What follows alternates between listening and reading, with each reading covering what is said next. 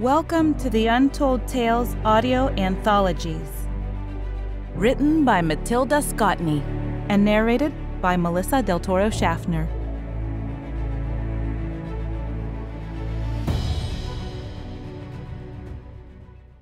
We Unseen. Memories haunt us. In my village, it is a shared haunting. A memory that belongs to everyone who witnessed the day the island arrived. We do not speak of it now. Instead, we remember that day in our hearts, our souls, as if words spoken aloud will give sanction to its presence. It is not welcome here. We do not trust it, even after all these years. So well I recall the morning long ago when the busy hum of dragonflies drove us little ones outside to dash across the fields, giggling with delight. The brilliant blue wings shone like gems in the sunlight as they flew before us, dragging the pollen from the plants and rubbing their nectar-soaked feelers over the flowers. Oh, what a splendid game for a child. To find and lick the giant petals, then smack our lips with sugary tongues. Such a day of carefree play. A day of sunshine and peace, when the pink tips of the baby radishes peeked above the soil, ready for us to harvest, and the boughs of the trees bent under the weight of the new fruit. These are my happy memories of our village, a place nestled deep within a grassy valley. We believed none could harm us here. None could take from us what had been ours for generations. At night, the rains would come fill our streams, but in the morning, the sun rose and moved overhead, nurturing our fields with life-giving rays. Always our harvest was abundant. We knew no hunger. We knew no fear. That fateful day, the sun had already given us hours of play while the grown-ups toiled in the field.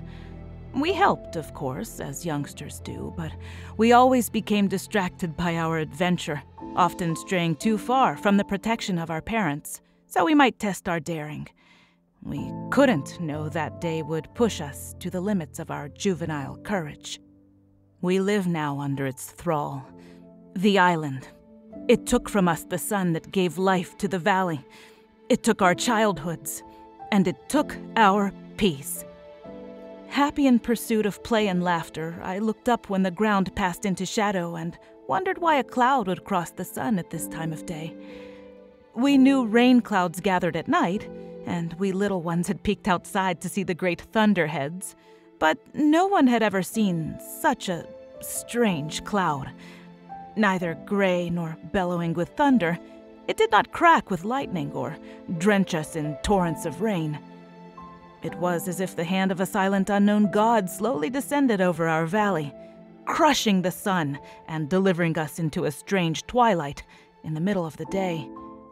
The grown-ups stopped their labors to lift their hands in question and turned to one another. They looked up in disbelief, perhaps in fear. I felt the same fear and ran with the other children to find my kinfolk. But they were not where I left them. Not my mother or my brothers, because they ran too, searching for me. I hid until my father found me and carried me, weeping and trembling, to my home, where my brave mother huddled us all into a corner, while my father and the other menfolk went outside to look at the island.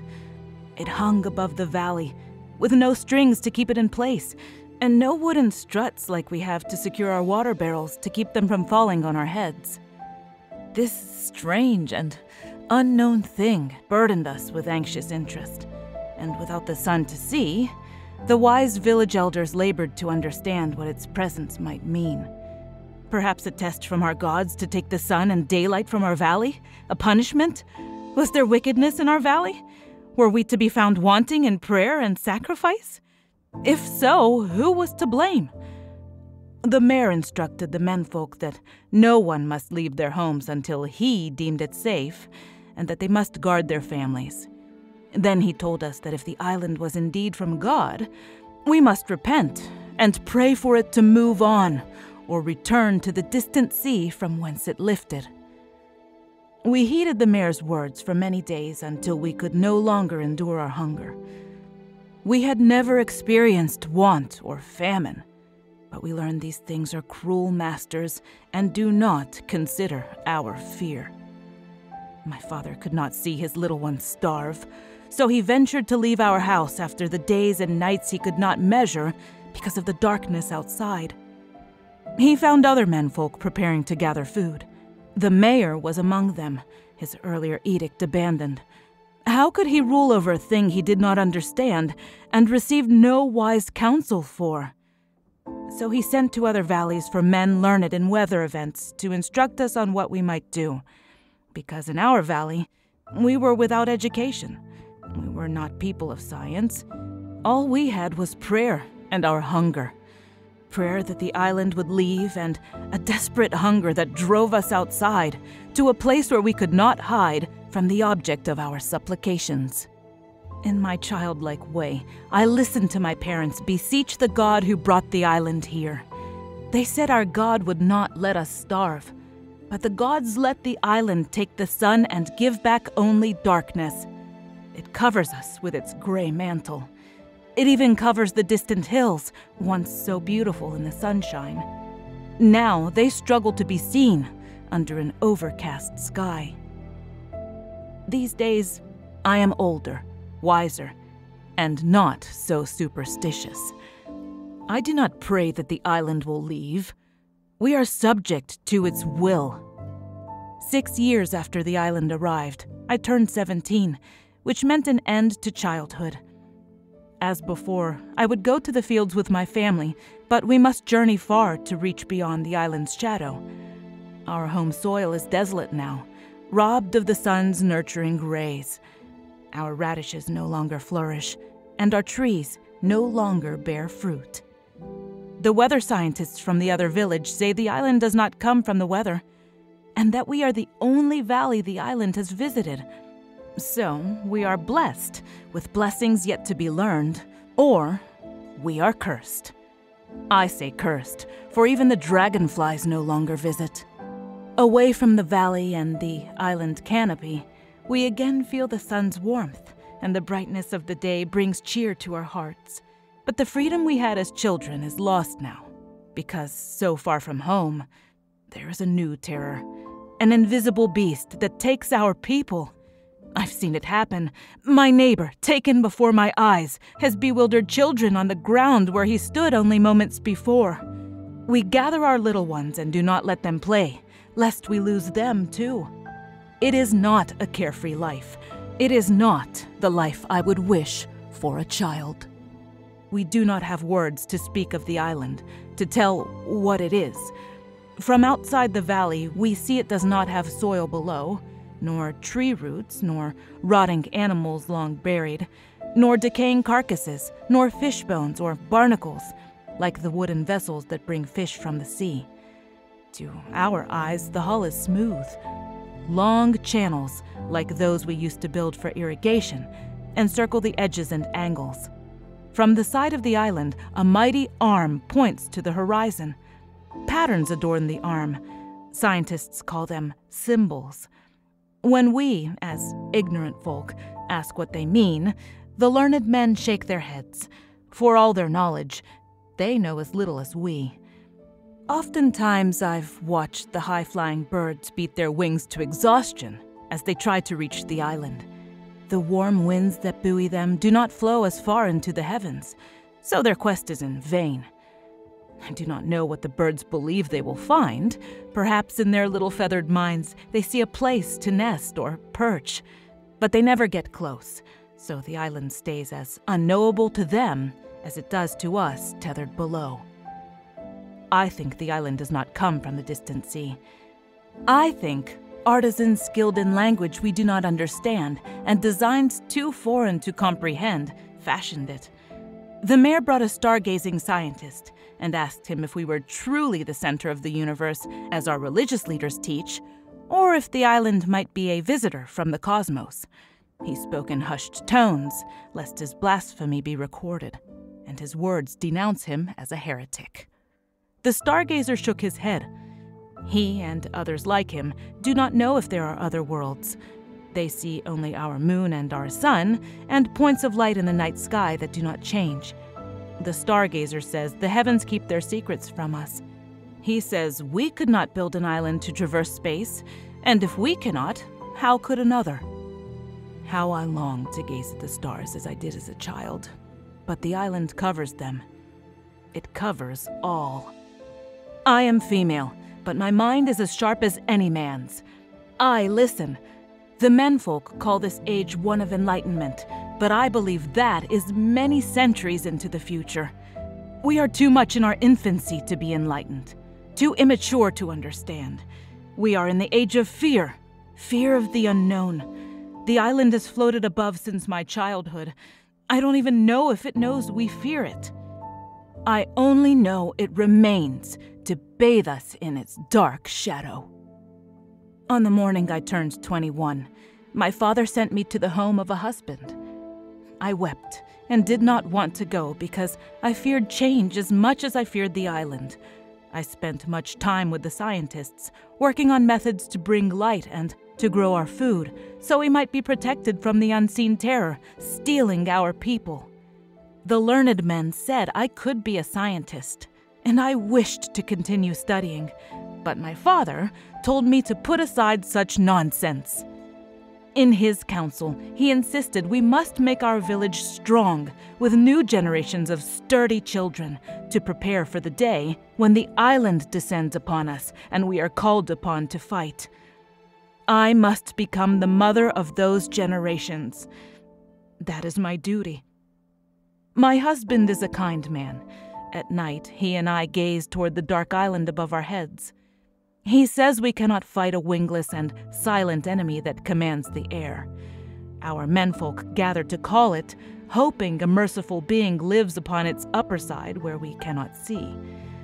The being might hear us and steer his island back to the ocean from whence it came. I ask, if a sea is missing an island, how did it pluck itself from the water and drift through the sky to moor itself above our valley? My husband is wise, but he does not have an answer.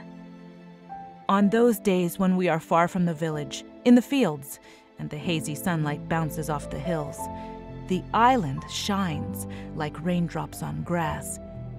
If only I could believe the island was like the benevolent rain. Now, I am the mother of many children.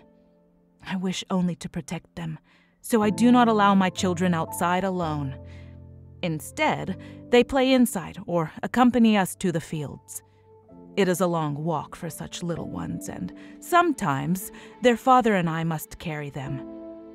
As we watch, they chase the flying insects as I did as a child, sipping the sweet nectar from the flowers. They know no other life, so they are happy.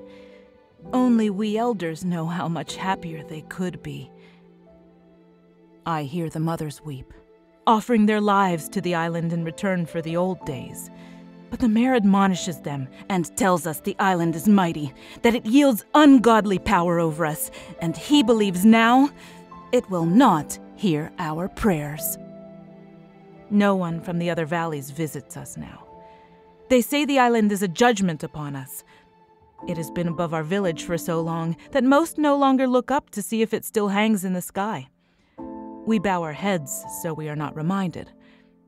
It is there when the sun we cannot see sets and rises. We say it doesn't threaten, but without its shadowy presence, the sun would wake us, and we would sleep as the warming rays sink below the horizon. The mayor employs a dawn man and a night man to tell us when our day begins and ends, because the darkness is never ending. The only light is far from home, and we must walk to find it. And my children have never seen the moon or stars.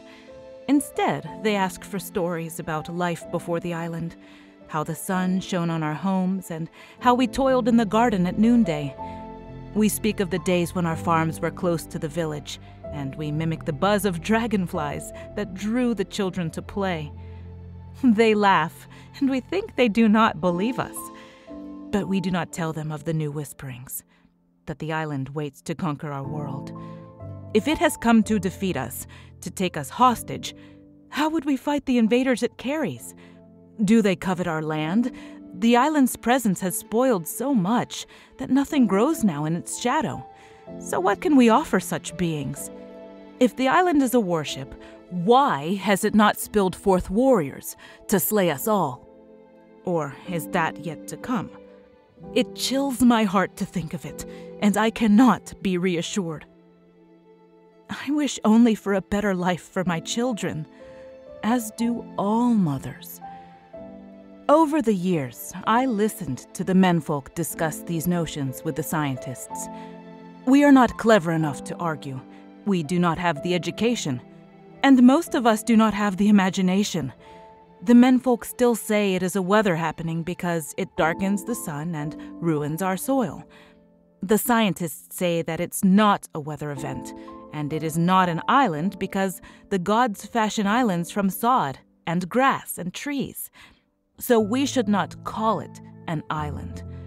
They say it did not float here by sorcery from another place, but when we ask the learned scientists and astronomers why the island does not move, and how it stays in the sky with no strings to hold it, they do not answer. When my children, who have never witnessed the bejeweled splendor of a night sky, are asleep, I look up into the darkness.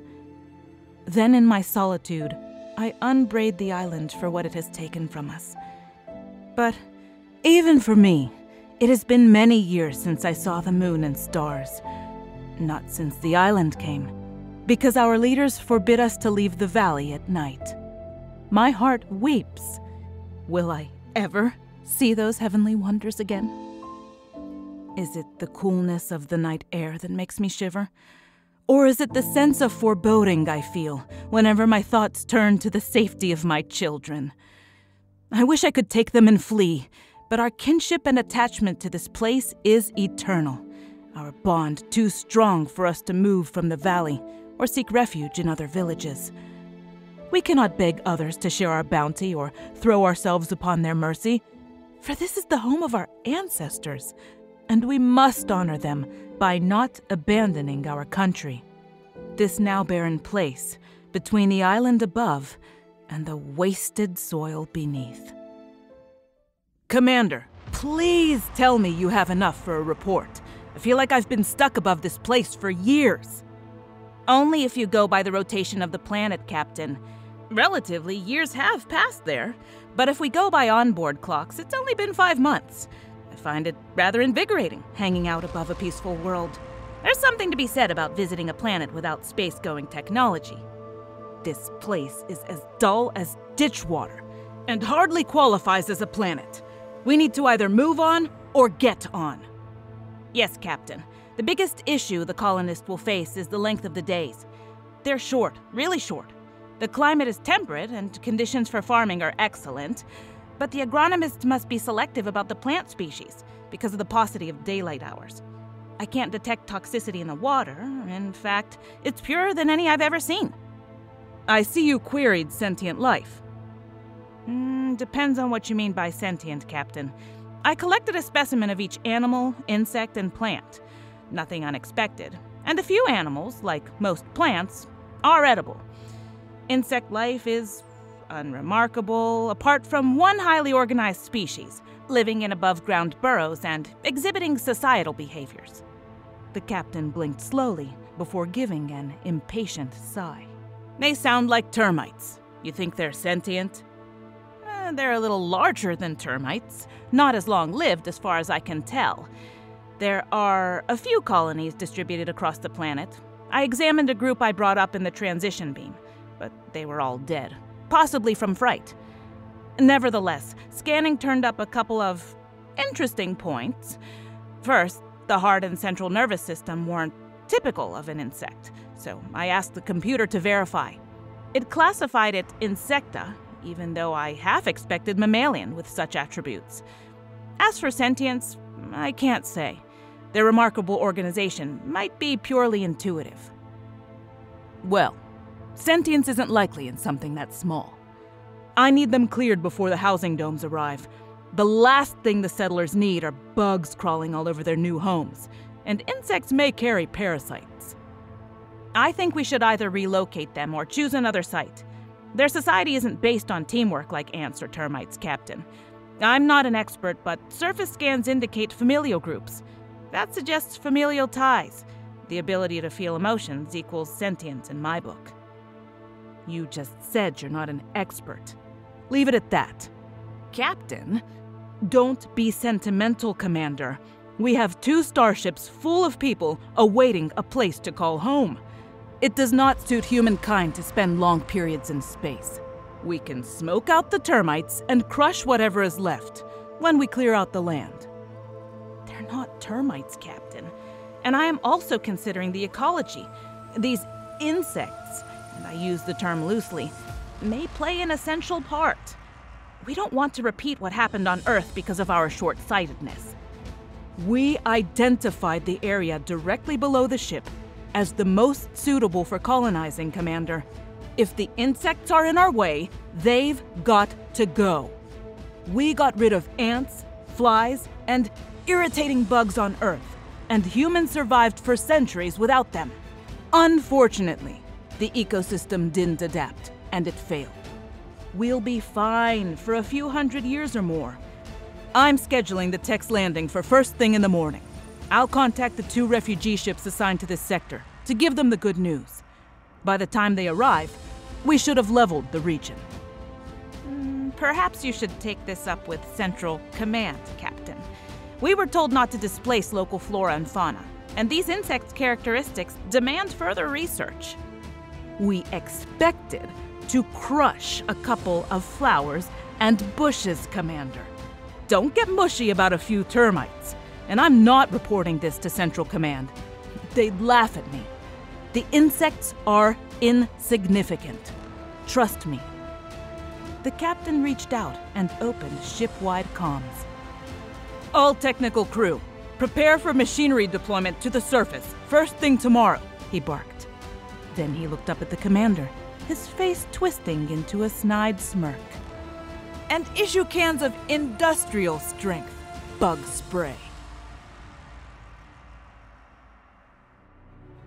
Thank you for listening. We hope you enjoyed that new short story by our newest Untold Tales author, Matilda Scotney. We love our listeners, fans, patrons, and supporters. We'd like to hear from you and let us know what you think.